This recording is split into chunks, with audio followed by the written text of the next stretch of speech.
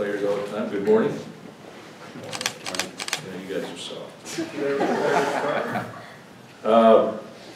Played for the brass platoon.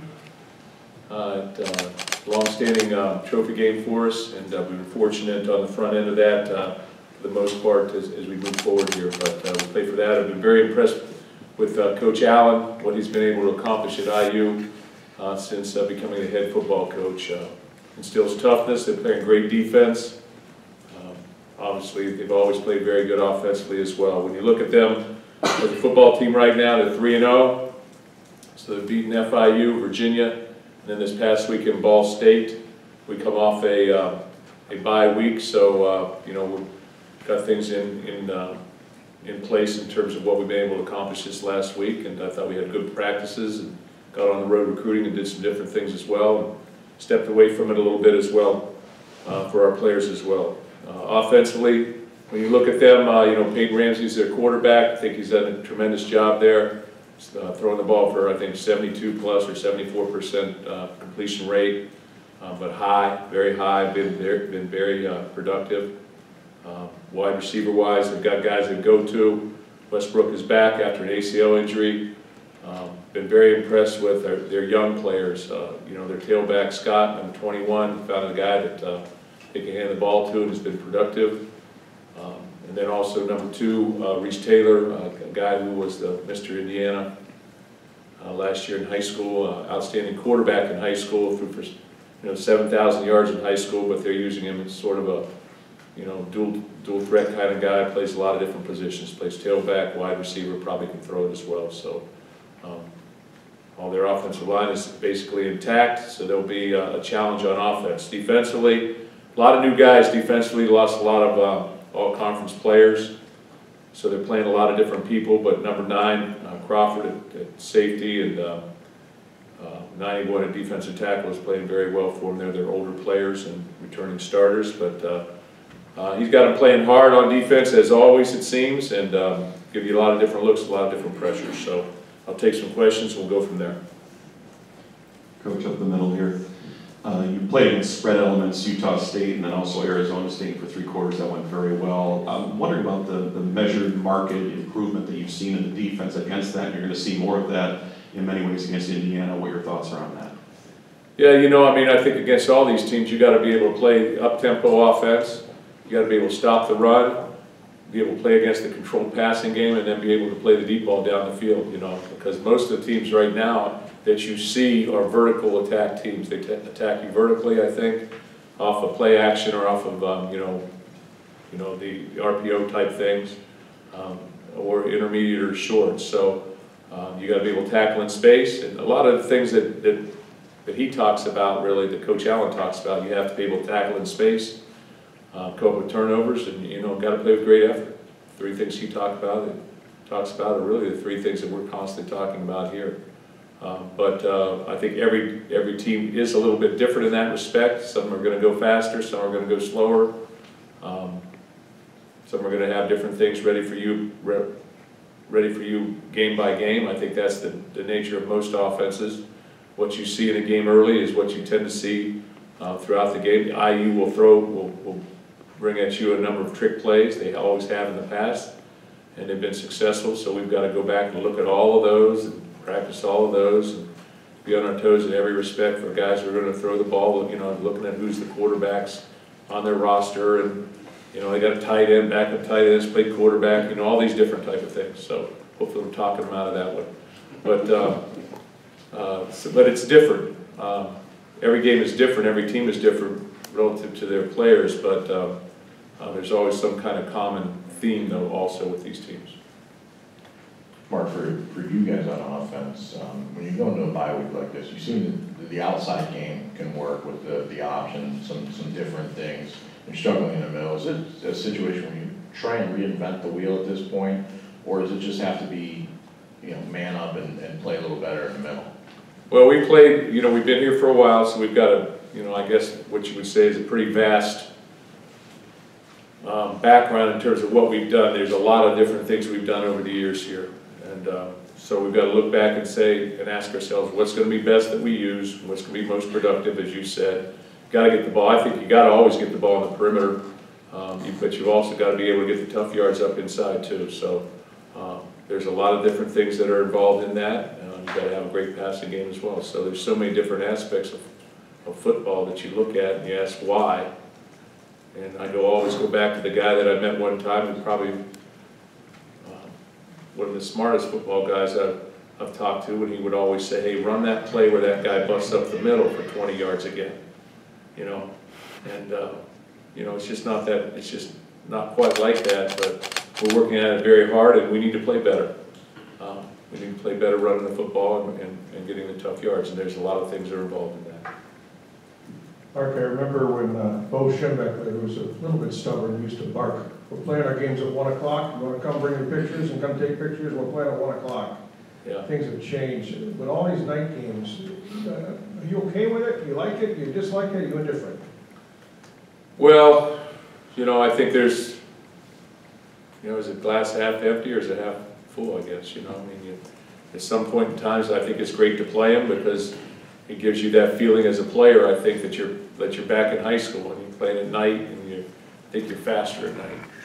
Okay, so everybody likes to run as fast as they can, but you know, but then you don't like to get home at 2 in the morning either, or 3 in the morning, you know, because that takes a toll on you the rest of the week. You know, last week we got home on Sunday at 9 in the morning. So that takes a toll on you, not just from a football standpoint, but from an academic standpoint as well. I think you really see that in basketball. I talk to Coach Izzo all the time. As a matter of fact, he was there in my driveway at 5:30 this morning. You know, I let the dogs out. I was sort of surprised to see him, but anyway, you know, he's always talking about their night games and what time he has to get home and how the guys have classes in the morning and things of that nature. So it becomes a little bit difficult, but I've always just said, hey, you know, line them up and play them when they tell us to play them. You know, this sort of third straight night game, so, you know, I believe in repetition makes you better. So we'll see. Not my business, but I was in your driveway at 5:30 in the morning. I asked him the same thing. I had my dogs out, I was letting my dogs out, and you know, he was on his way. I think he got back at midnight last night, and he was catching a flight this morning at 5:45 to go to some other place. So. How has Rocky kind of transitioned to splitting reps at punter and backup, kicker, backup quarterback so far the past weekend of the half, and how has he kind of developed as a He's done a good job. We always segment our special teams. You know, we always have a special teams, especially stretch type deal where you're either stretching or have special teams. So he's doing that at that time. Then we have different periods throughout the practice that are devoted to punting, or we have a special teams emphasis part of practice as well, where there's a 4 or 5 minute period in there. So he's getting opportunities to do that, and then you know, obviously there's after practice as well. Mark, I was curious what your evaluation of Kevin Jarvis was through 2 weeks. He's been pretty consistently in the lineup at the same spot for you guys, and obviously still a young player. Just wondering how you thought he's played through 2 games for you. Yeah, I think Kevin is an outstanding player. He's a big, strong guy. You know, 320. You know, 6'5". You know, 400, whatever. When you get over 400, benching, I think they just quit counting the pounds. But you know, there's the consistency aspect. He's still young. We saw a lot of different fronts these last couple of weeks, and so there's some things where I'm sure that there's been some MAs involved there. But physically, he's got talent. I thought I was very impressed last year with him. Again, when you talk about the offensive line, there's so many. You know, one guy can play very well, and four guys can play well, and one guy can make a mistake and makes all of them look bad. So, but I think he's been solid. I think he has a tremendous future here, and I think he's a foundation guy. We can build our offensive line around that guy. I should have said this earlier. Can he be a leader in that room even as a sophomore? Is that something you see from him, or just with some older guys in there, they kind of take that role naturally? I think he has leadership qualities as he grows, but you know, I think the tendency that Kevin has right now is to watch and learn a little bit as a freshman, and then as a sophomore, he's speaking up more confident, and you know, as time goes, he assumes more leadership. Thanks. Mark, I think we're close to the original timetable on Josiah Scott. Is he back working at all, or? Not yet. Okay, not yet. And then I wanted to ask you real quick, last week you mentioned about the difficult transition to center for Tyler. Is that a transition you're continuing with, or will Matt Allen get more work, or is that kind of a? Yeah, we're gonna make that decision at game time probably. With Harris, their punt returner got a touchdown last weekend with Rocky at that punter spot. What's the kind of adjustment in order to, I mean, he has slowed down pretty well last year as well. What's that kind of continuing adjustment there? Yeah, I didn't mention Deshaun Harris. He's done an outstanding job with their special teams and had one touchdown last week, and then another one called back, and then the punter dropped the punt, and you know that's not good when we're getting a new punter out there to see that. So they came up with that one as well. So they've been very productive this last week on special teams, and he's a guy that you have to defend, and you have to work special things throughout practice to get ready for him, and he should be commended just for coming back from I think his third ACL injury. So he's a testament to hard work and dedication. There's no question about that. But I don't know if I answer your question. Just an adjustment with him, with Rocky not being able to go as deep, maybe. Well, I guess we'll see. Maybe he'll have to move up. Mark, what have we seen out of Brendan Boyer-Randall? And it seems like he's a guy who's in position to make some plays that he doesn't always make. What are you seeing as he develops? What do you want from him moving forward? Brandon's a tremendous athlete, outstanding athlete, and he needs to continue to mature on the football field and play with great effort every single time because he's talented. But, you know, in a no-huddle offense, he played too many plays probably last week. Got to spell him a little bit because he is playing in nickel situations, and he played at linebacker as well.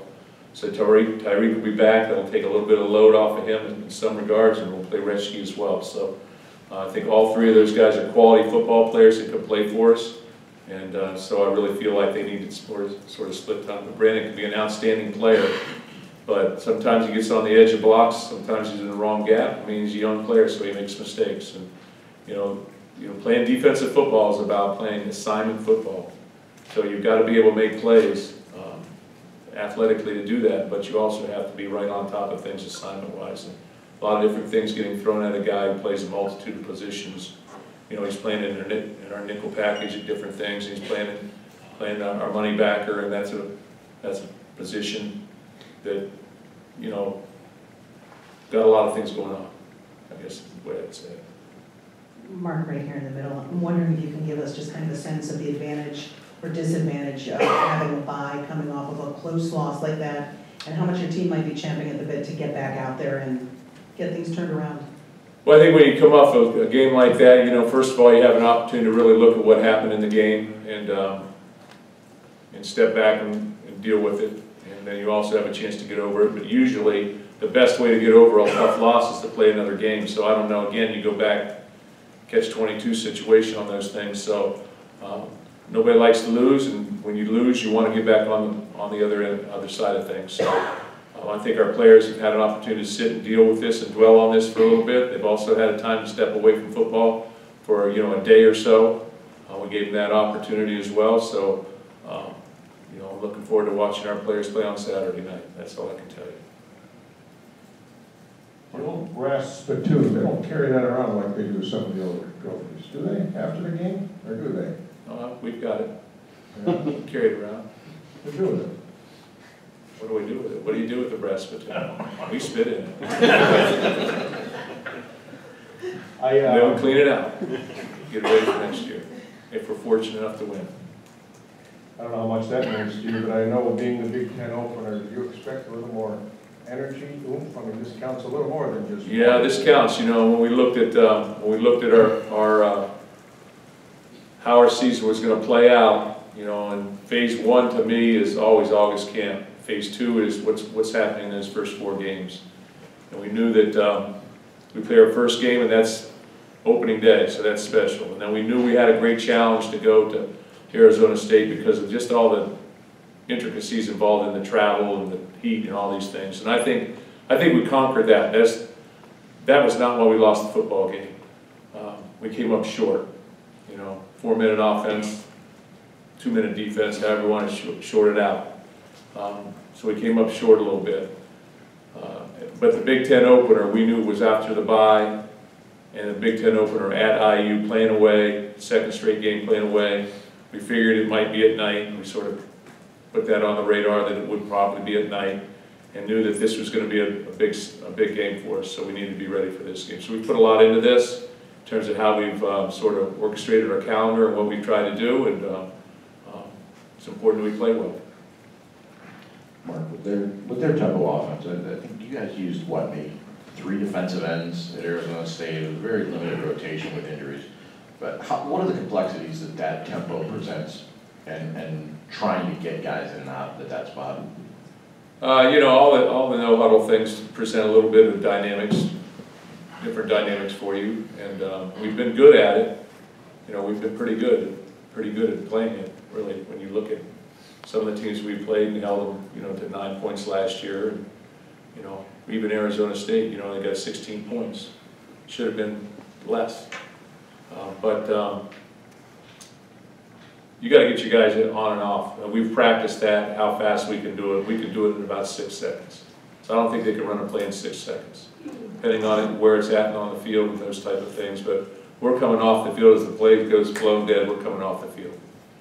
So we can get them on, getting them off, same type of thing. So we work at it, we practice it, and you know, we had a couple issues the first game with it, and I think the second game we sort of negated that to some extent. I wanted to also, while we're on that, just with those D ends in particular, getting to the quarterback too, that's one of the other parts that I wanted to add to that. Well, the RPOs creates issues with that because you have to play the run and then re-accelerate to the pass. That's created some issues for everybody across America. You know, we're continually trying to do things to negate that. You know, and I always think that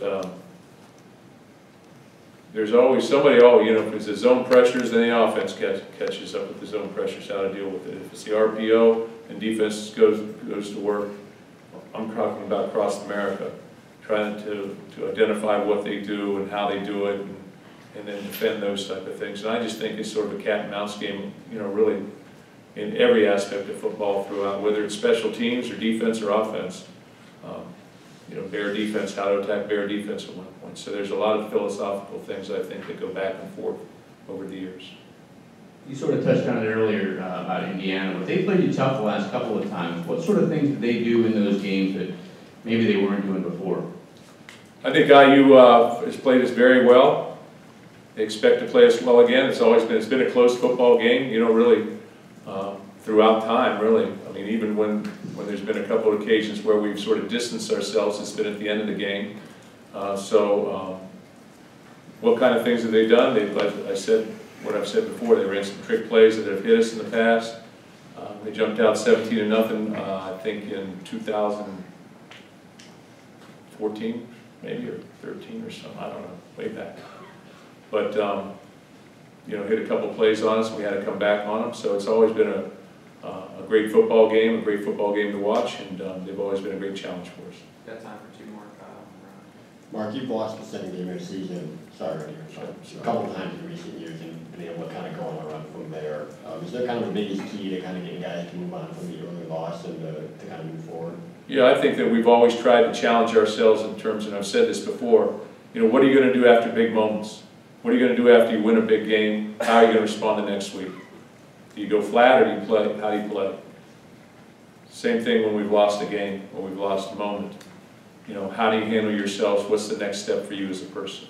Most people, I think most people in life really generally handle adversity.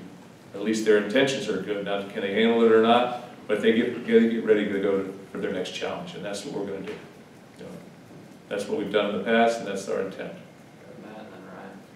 Mark, obviously injuries are not the topic, but do you think with the timing of the bye week that will enable maybe a guy or multiple guys to play this week that wouldn't have if you'd have played last week, whether it's Jacob or Cole or David or LJ? I will say yes. Okay, we'll see how it all shakes out, but I'll say yes. It helps. That's what I meant. And a final note along those lines, Coach, last week you didn't seem overly concerned about LJ's availability for Saturday, but how you feel about whether he'll be fully operational in either case against Indiana, what you envision the running game doing better or differently against the Hoosiers? Well, we need to run the ball more effectively. And the answer to your first question, you know, I don't really talk about those things. So we're going to see how it all shakes out. rotationally with the running backs and just how you. Rotationally. Yeah. All right, that's all good? Thanks.